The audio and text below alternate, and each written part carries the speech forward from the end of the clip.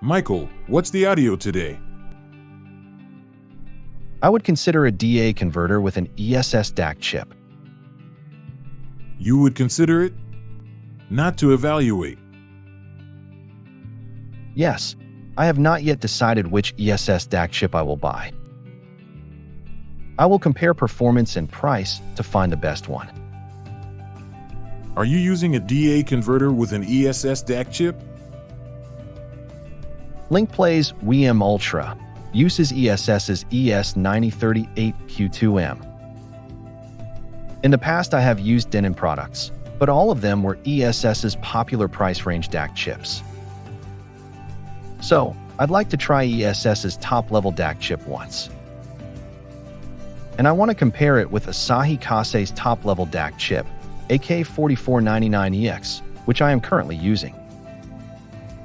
I see. Master would also like to hear about DA converters using ESS DAC chips, wouldn't you? Yes, I want to hear it. By the way, what kind of company is ESS? The company name is ESS Technology. ESS Technology is an American semiconductor company known for its digital-to-analog conversion, DAC, chips for audio. The company designs and manufactures high-performance audio ICs, which are highly regarded by audiophiles and professional audio equipment. ESS Technology's most famous product is the Sabre DAC series. Sabre DACs offer ultra-low noise, high dynamic range, and high accuracy. Representative models include the ES9038 Pro and ES9039 Pro. What is the difference between the ES9038 Pro and the ES9039 Pro? The specifications are the same between ES9038 Pro and ES9039 Pro. However, the DA conversion algorithm has been replaced by HyperStream 4 from HyperStream 2. This is said to improve the accuracy of DA conversion. The ES9039 Pro also supports MQA. In this case, the model number is ES9039M Pro. What is MQA? MQA stands for Master Quality Authenticated and is a technology related to the playback of digital audio formats.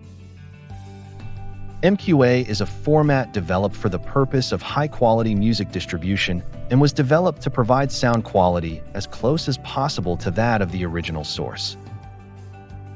Specifically, it is a technology that encodes the master sound source in high sound quality and compresses the data so that it can be streamed via the internet.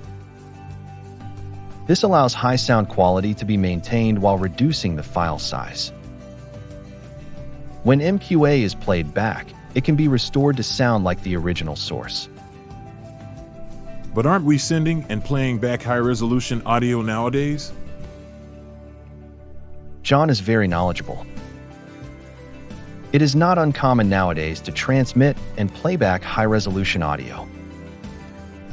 MQA can be useful in certain situations, such as playback when there is no Wi-Fi environment or when storing data when the phone capacity is limited. I don't see the benefit of MQA in an audio environment where compression is not necessary. So, I'm thinking either ES9038 Pro or ES9039 Pro would be fine. I made a list of SMSL DACs using the ES9038 Pro and ES9039 Pro. That's a lot. It's hard to decide which one to choose when there are so many, isn't it? That's why we make a list and find the best product. The SMSL DACs I use are low-priced and work well, so I used the ES9038 Pro and ES9039 Pro from their lineup and made a list of DACs available on Amazon. There are 8 different types. That's right. I could have chosen one based on price alone, but I decided to examine what was inside. The price range is wide, from $347 to $999 range. That's quite a price range. The most expensive is the SUX at $999. The SUX is equipped with two ES9039 Pro DACs. Do you need two DACs? That's right. The ES9039 Pro supports 8 channels. In stereo, it only needs 2 channels, but I think they are running in parallel.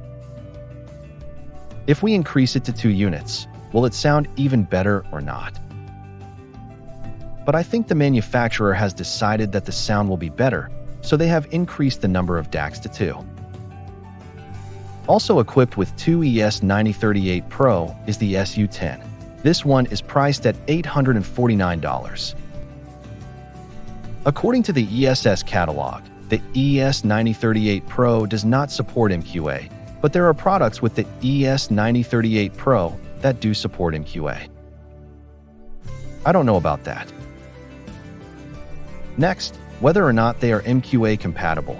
Of the 8 models, only the SU9N is not MQA compatible.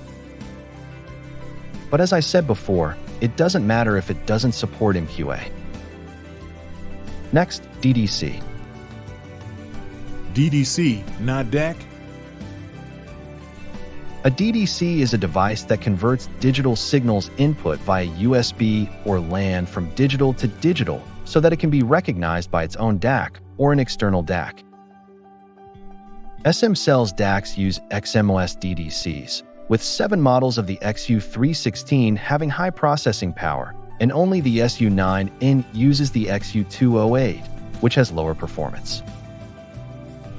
Next is the total harmonic distortion. All of them are low enough, but the top model SUX is the most excellent at -128 dB. Next is the op-amp. What is an op-amp? Let me explain the role of op-amps in DA converters. The analog signal generated by the DAC is a very small voltage level. The op-amp is responsible for amplifying this signal and bringing it up to the appropriate level. The analog signal output by the DAC may contain high-frequency noise and ripple components. A filter circuit is configured using an operational amplifier to remove these unwanted components to obtain a smoother analog signal. Op-amps are also important components. On the SMSL website, there are some products that list the manufacturer of the op-amps and some that do not. I think they are probably made by Texas Instruments. The number of channels depends on the number of DACs and whether they support MQA. Only the SU9N has 3 op-amps, an extremely small number. The next step is about the clock. The clock is also important for the DAC. The role of the clock is to provide reference timing for DA conversion. The clock's signal determines the sampling rate of the digital signal and directly affects the accuracy and quality of the conversion.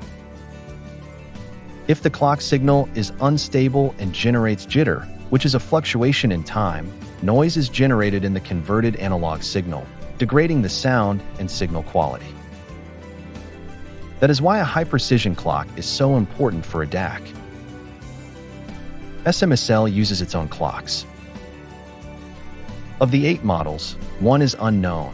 The SU9N uses the CK02, which is 1 generation older than the SU9N, while the other 6 use the CK03, which is the latest model. The SNRs are roughly in order of price. They are all high, but the SU9N has the lowest SNR. Only the SU9N seems to have a lower performance.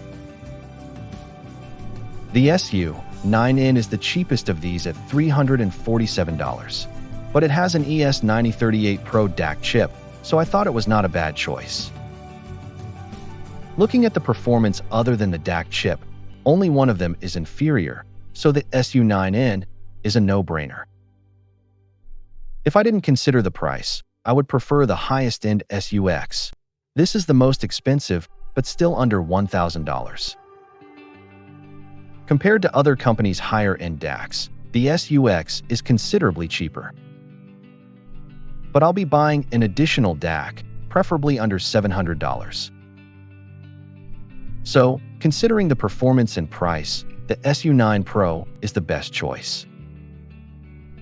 The DAC chip is the ES9039 Pro, and it has a high-performance DDC and clock. For $435, this is not a bad deal. Why is the price of a device with one ES9039 Pro different? It is the difference in the number of input terminals. For example, the VMVD1SE2 has many digital inputs.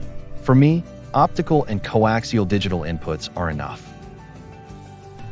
More inputs mean more circuitry, therefore, the price will be higher. The fewer the number of input terminals, the less the influence of noise. So, the most cost-effective solution is the SU9 Pro. I'll order it right away. Let's hear more about your new DAC when it arrives. Master, did you learn much about DA converters using ESS DAC chips this time? Yes, I learned.